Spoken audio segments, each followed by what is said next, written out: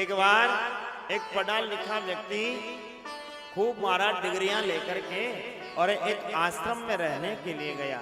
अब एक दिन आश्रम में जब रुका, किराए पे उसने रूम लिया रात्रि विश्राम करने के लिए, तो उस आश्रम में एक महात्मा रहते थे और महात्मा जी सुबह सुबह महाराज 3-3:30 बजे उठ जाते और 3 बजे उठ करके ही जोर जोर से मजीरे बजाते और सीताराम सीताराम सीताराम जय सीताराम सीताराम सीताराम सीताराम जय सीताराम भगवान का नाम लेते। अब जोर जोर से चिल्ला चिल्ला के कीर्तन करते महात्मा जी। तो वह पढ़ा लिखा जो व्यक्ति था महाराज, उसने जाकर के महात्मा जी से कहा कि सुबह सुबह और कोई काम नहीं है आपको, क्या सुबह सुबह ये मजीरे बजा करके सीताराम सीताराम कर रहे हो, बंद करो इसको। तो महाराज महात्मा जी ने कहा कि आपको क्या परेशानी है, हम तो राम जी के नाम की खाते हैं, इसलिए राम जी के ही गुण गाते हैं। तो वो कहने लगा कि कोई राम जी खिलाने नहीं आते किसी को, बंद करो इसको। हम मेहनत करते हैं, उससे मेहनत के परिणाम से कमा करके खाते हैं। महात्मा जी कह रहे नहीं नहीं भैया, ये तो सब कहने की बातें हैं, खिलाने वाले तो सबको राम जी ही हैं, वही सबकी व्यवस्था करते हैं। ये तो केवल कहने में हम कह देते हैं कि हम मेहनत कर रहे हैं, हम नौकरी कर रहे हैं, हम बिजनेस कर रहे हैं। हकीकत में सत्य तो यह है कि खिलाने वाले सबको राम जी हैं। अब पढ़ा लिखा व्यक्ति था तो कहने लगा कि हमको तो कोई राम जी नहीं खिलाते।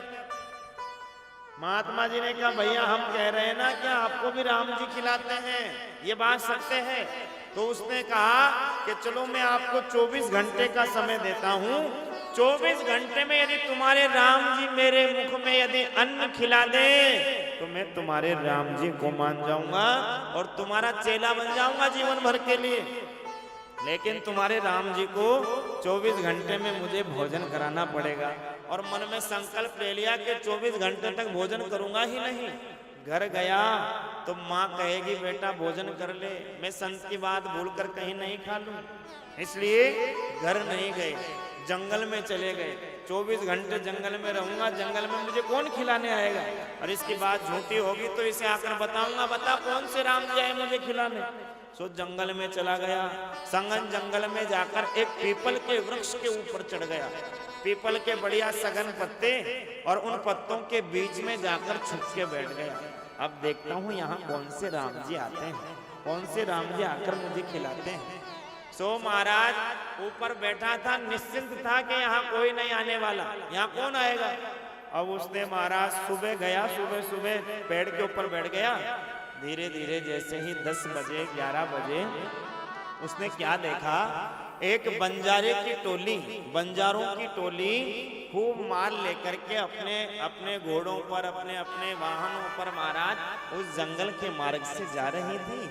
और बंजारों के जो सरदार थे, एक बंजारे ने कहा सरदार सरदार बड़ी जोर से भूख लग रही है, अब 11 साढ़े 11 बज गए तो 1 घंटा भोजन बनाने में भी लगी जाएगा। तो आज ये बढ़िया पीपल का वृक्ष है, देखो कितनी बढ़िया छाया है, यहीं भोजन बनाते हैं और यहीं पालेंगे। और महाराज सामान निकाला और सामान निकाल के सब्जी अमनिया करने लगे, आटा लगाने लगे, सब्जी जैसे ही बनाने लगे ऊपर सब्जी की खुशबू गई तो वो व्यक्ति सोचने लगा कि महात्मा की बात मिल तो रही है लेकिन मैं नीचे ही नहीं उतरूंगा, मैं खाऊंगा ही नहीं, तो कैसे मेरे को कोई खिला सकता है, मैं कुछ नहीं खाऊंगा, यहीं छुपा रहूंगा। वहीं बैठा रहा, देखता हूँ कैसे मुझे आज राम जी खिलाते हैं। अब महाराज बंजारों ने बढ़िया भोजन बनाया, गरम गरम सब्जी बनाई और जैसे ही खाने की तैयारी की इतने में ही महाराज एक डाकुओं की टोली आ गई। एक बंजारे ने कहा सरदार सरदार भागो, डाकू आ गए।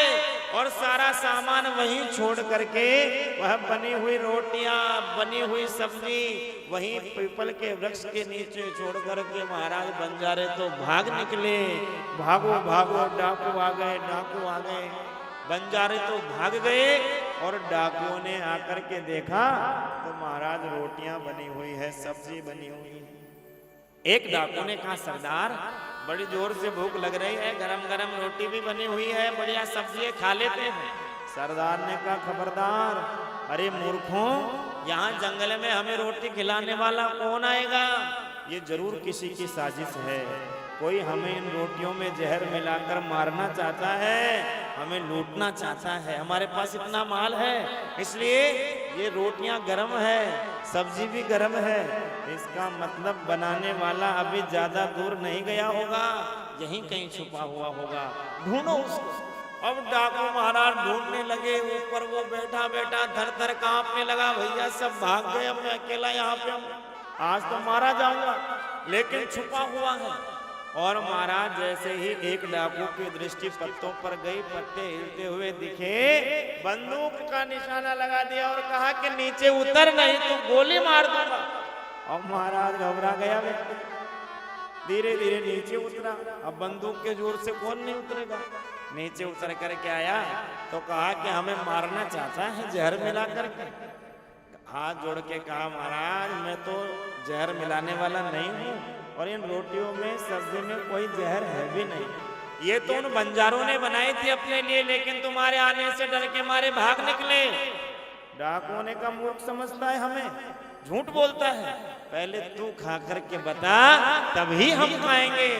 अब महाराज नहीं तो गोली खानी पड़ेगी, या तो रोटी खा, नहीं तो गोली खानी पड़ेगी। अब गोली के डर से महाराज रोटी खानी पड़ी, भोजन किया, और भोजन करके डाकुओं को साबित किया कि वास्तव में जहर नहीं है। वहां भोजन करते ही उसके दिमाग में बात आ गई कि महात्मा जी सच कह रहे थे, सबको खिलाने वाले राम जी हैं। दौड़ा दौड़ा महात्मा जी के पास गया, चरण पकड़ लिए, गुरुदेव क्षमा कर दीजिए, वास्तव में सबको खिलाने वाला तो वह परमात्मा ही है। और उसी दिन महाराज पढ़े लिखे जज थे, जज पद से इस्तीफा दे दिया और महाराज वृंदावन धाम चले गए। वृंदावन धाम जाकर भगवान का नाम गाने लगे, भगवान का स्मरण करने लगे, और उनका नाम आगे जाकर के महाराज उन्हीं महात्मा का नाम, जो पढ़े लिखे थे वो फिर संत बने, और संत शरीर में आने के बाद उनका नाम हुआ मलुकदास जी महाराज, जिन्होंने दोहा बनाया, अजगर करे न चाकरी, पंछी करे न काम, और दास मलुका यूं कहे, सबके दाता राम। सबको देने वाले वह राम जी ही हैं, वह राम जी ही सबको प्रदान करते हैं। धीरे धीरे भजन का ऐसा प्रताप हुआ कि वृंदावन से फिर मलुकदास जी बनारस गए, कुछ दिन काशी में निवास किया। तो काशी के पास किसी गांव में मलुकदास जी रहते थे।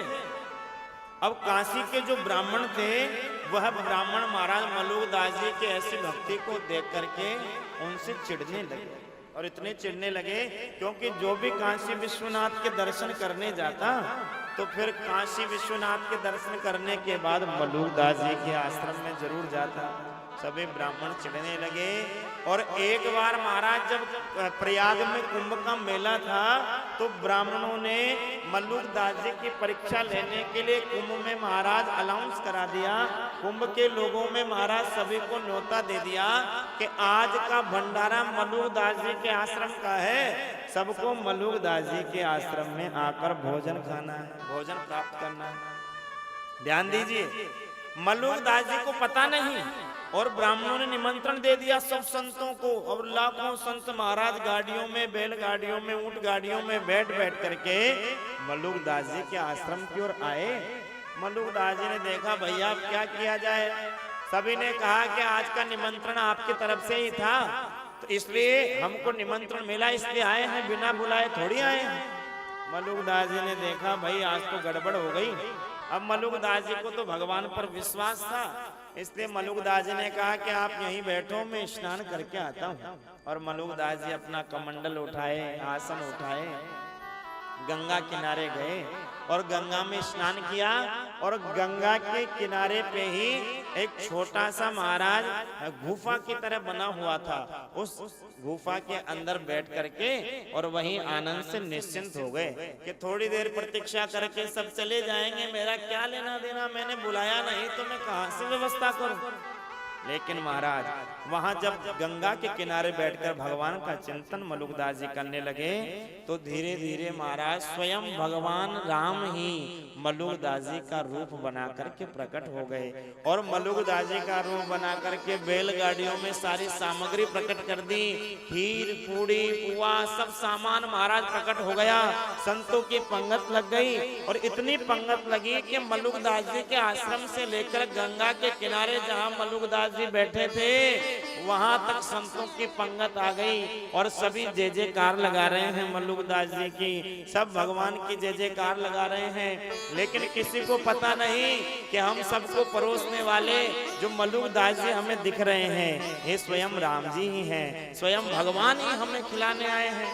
मलुकदास जी ने देखा कि मेरे नाम की जय जयकार कैसे लग रही है, ऐसे क्या लीला हो रही है।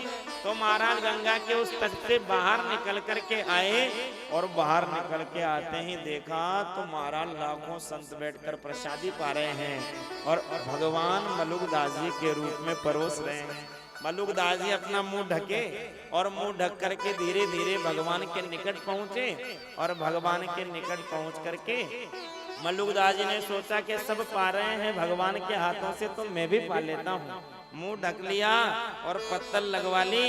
जैसे भगवान पत्तल परोसते परोसते मलुकदास जी के सामने आए, हाथ पकड़ करके उठा लिया कि भोजन जिमाने वाला कभी पहले नहीं जिमता, जिमाने वाला तो बाद में जिमता है। और भगवान ने मलुकदास जी को खड़ा किया और भगवान अंतर ध्यान हो गए। फिर सभी को स्वयं मलुकदास जी ने प्रसाद पवाया। बोलो भक्त वत्सल भगवान की जय। तो नाम की ऐसी महिमा है, भगवान का नाम लेने वाला, भगवान का गुणगान करने वाला, भगवान की लीला में चिंतन करने वाला कभी भी महाराज चिंतित नहीं होता। भगवान का चिंतन करने वाले की संसार की चिंताएं दूर हो जाती हैं, संसार की चिंताओं से उसे छुटकारा मिल जाता है। बोलो भक्त वत्सल भगवान की।